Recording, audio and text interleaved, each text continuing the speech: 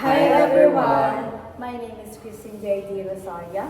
My name is Mark Frederick Asipondo. And I am Lara Alexa T. Harris. So in this video, we will show you how to evaluate a limit involving logarithmic function using direct substitution. We'll go step by step, explain why direct substitution works, and then rewrite the final answer using different logarithmic rules, which are the power rule, exponent rule, and power plus exponent rule. After watching the video, you'll be able to understand the solution and learn how to solve similar problems. So, let's get started. So, direct substitution. Direct substitution is a method used to evaluate a limit by replacing the variable with the value it is approaching, as long as the function is defined and continuous at the value. And the given is the limit as x approaches 1 of 2 times natural logarithm of x plus 3 over 2x plus 5. So, ang x limit natin is 1. So, ibibring down or ibababa lang natin yung x plus 3 over 2 times plus 5. So, ang x nga natin is 1. So, isa-substitute lang natin yung 1 sa x. So, ang magiging is 1 plus 3 over 2 parenthesis 1 plus 5. And ipagpa-plus lang natin yung 1 plus 3, 4 over 2 times 1 is 2 pa rin. So, 2 plus 5 is 7. And ang magiging answer niya is 2 times natural logarithm of 4 over 7. What is power rule of logarithms? When a logarithm has a coefficient in front, the number can be transferred as an exponent to the argument of the logarithm. This rule is used to simplify or combine logarithmic expressions. So let's now proceed to our computation. So itong power rule of logarithms, meron siyang equation. Itong k natural logarithm a is equals to natural logarithm a over k. So, itong nakabox dito sa side na to, ito yung nakuhang sagot ni Kirsten Joy. Itong 2 natural logarithm of 4 over 7. So write lang natin siya. 2 natural logarithm 4 over 7 is equals to the natural logarithm 4 over 2.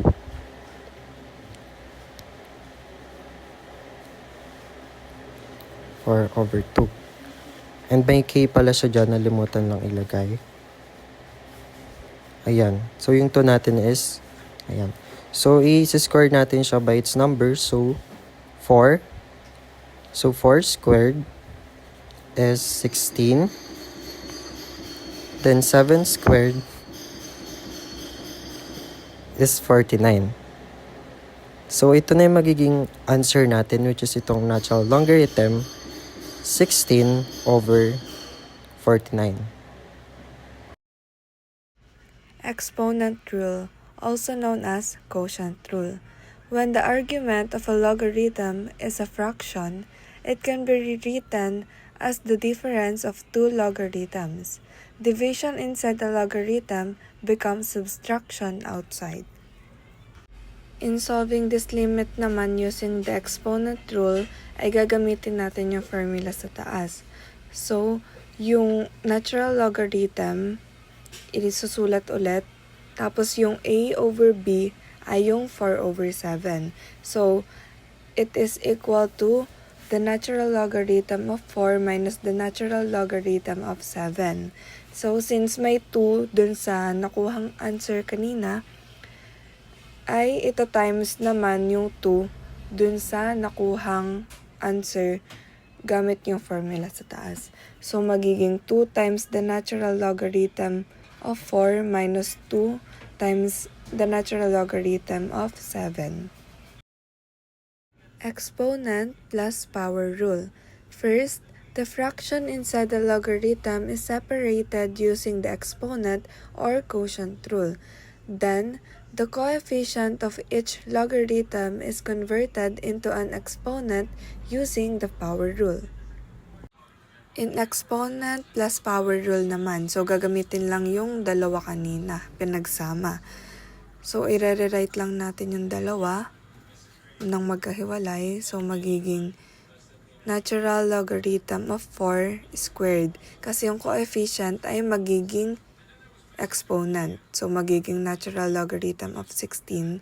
At yung sa baba naman ay magiging natural logarithm of 49. Next naman ay yung sa power rule.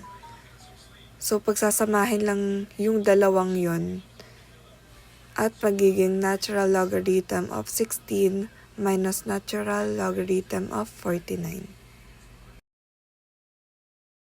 This is a limit at negative infinity because the variable x is not approaching a specific number but instead going toward negative infinity. The purpose of this type of limit is to determine the end behavior of the function. That is, what value the function approaches as x become very large in the negative direction. Since the expression is a rational function, a polynomial divided by a polynomial, its behavior at infinity is mainly determined by the terms with the highest degree. In solving this equation, una muna ay i-divide natin yung numerator sa x cube.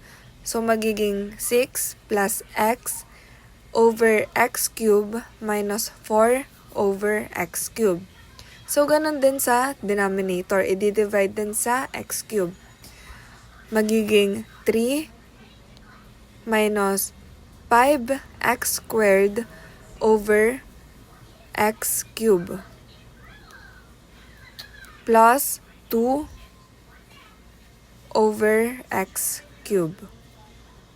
So, ang next ay since x approaches negative infinity, magiging 0 yung kalabasan ng ang baba ay x cube kasi ina-approach nila yung 0. So, magiging 6 plus 0 minus 0 over 3 minus 0 plus 0.